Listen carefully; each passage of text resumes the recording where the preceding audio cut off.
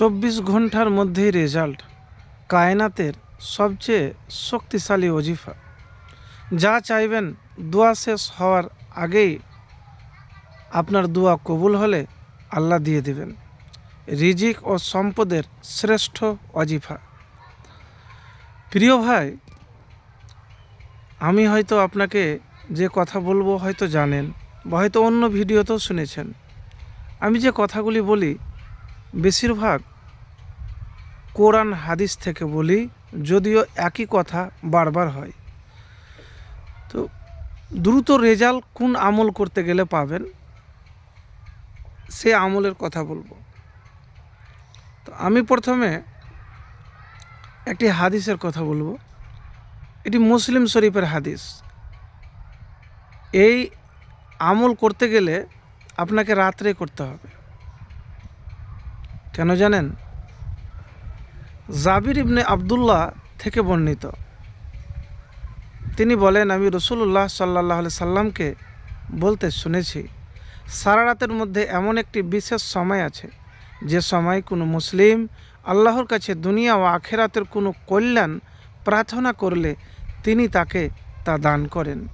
আর ওই বিশেষ সময়টি হলো প্রত্যেক রাতেই থাকে।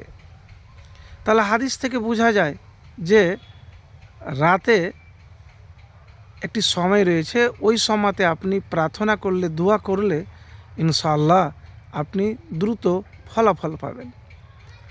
তো এটি মুসলিম শরীফের 1655 নম্বর হাদিস।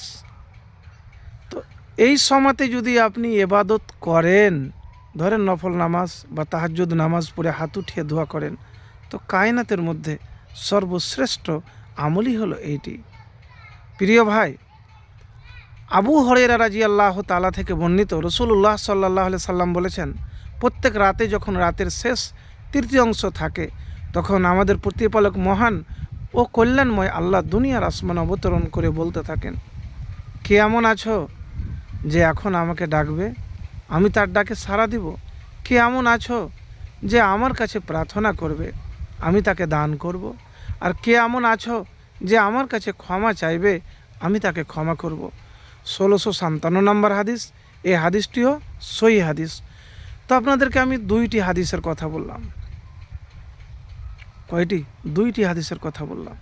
তো রাতের বেলাতে উঠে আপনি তাহাজ্জুদ পারলে সবচাইতে ভালো।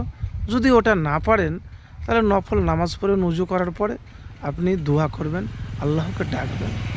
যদি কবুল হয়ে যায় তাহলে ইনশাআল্লাহ দ্রুত ফলাফল পাবেন। যে সম্পদের দরকার, যে রিজিকের দরকার, আপনার বিপদ আপদ যে কোনো প্রয়োজন, আপনি রেজাল্ট দ্রুত পাবেন। যদি কবুল হয়ে যায় তাহলে আপনারা সাথে সাথে পেয়ে যাবেন। তো চেষ্টা তো একবার করে দেখুন, ইনশাআল্লাহ ফলাফল পাবেন।